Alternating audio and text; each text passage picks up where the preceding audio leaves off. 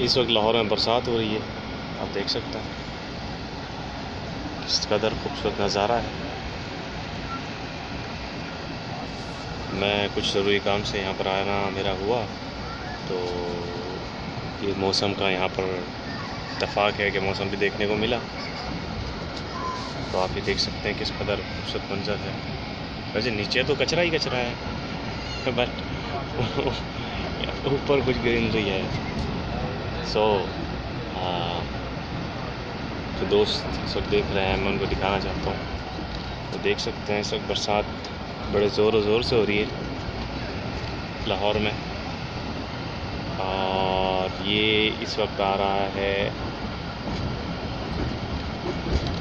Garrison academy वॉल्टन cantt. ये आप देख सकते हो गैरिजन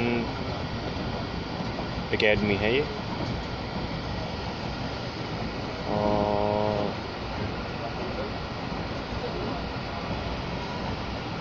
और भी बहुत सी चीज़ें हैं जो कि कंस्ट्रक्शन वर्क में ये यहाँ पर आ रही हैं। और ये देख सकते हैं ये